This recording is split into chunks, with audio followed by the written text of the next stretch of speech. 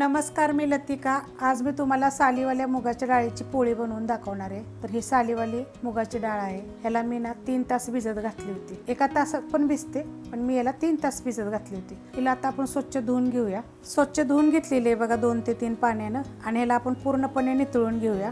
मिक्सरचं भांडं घेतलेले, त्याच्यामध्ये डाळ टाकून घेऊया. डाळ काढून घेतलेली आहे मिक्सरच्या भांड्यामध्ये. लसूण घेतल्यात बघा 10 ते 12 कुड्या आहेत लसणाच्या. छोटा 1 चमचा धने आहे. थोडासा ओवा घेतलेला आहे. छोटा अर्धा चमचा जिरं घालायचं त्याच्यामध्ये.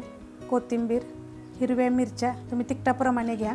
आणि आलं अर्धा इंच आलं आहे बघा, छोटे तुकडे करून घेतलेले. 2 चिमूट हिंग पावडर आणि चवीनुसार मीठ. आता हे आपण मिक्सरला बारीक करून घेऊया. अशा पद्धतीत बारीक झालेले आहे. आता ह्याच्यामध्ये आपल्याला पाणी टाकायचे. पहिलंच पाणी टाकायचं नाही. पाणी टाकायच्या अगोदर आपण छोटा अर्धा चमचा हळद टाकूया. एकदम थोडंसं पाणी टाकायचे बघ. आणि आता हे बारीक करून घेऊया. परत मिक्सरला बारीक करून घेतलेलं आहे. वाडगं घेतलेलं आहे, त्यामध्ये ते काढून घेऊया. ते एवढं घट्ट आहे बघा. आता आपण ह्याच्यामध्ये मिक्सरच्या भांड्यामध्ये थोडंसं पाणी टाकून ह्यात टाकूया.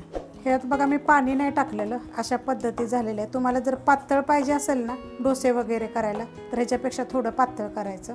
तवा ठेवला आहे गरम करायला आणि गॅस एकदम बारीक केलेला. आता आपण टाकून घेऊया ह्याच्यामध्ये. तेल वगैरे मी काय टाकलेलं नाही आहे. आणि पसरून घ्यायचं. जेवढं तुम्हाला पातळ पाहिजे त्याच्याप्रमाणे ह्याला पसरून घ्यायचं. पोळी बघा पसरून घेतलेली आहे सगळीकडून. आणि आता गॅस मीडियम आपल्याला करायचे.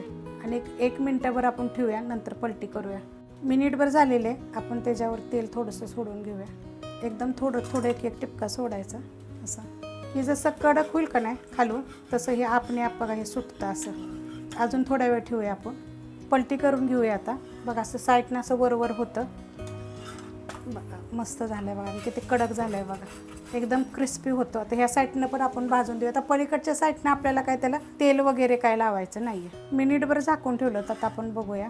बघा किती मस्त असं भाजलेलं आहे. आणि पातळ किती केलं आहे बघा. ह्याच्यापेक्षा बी पातळ होतं.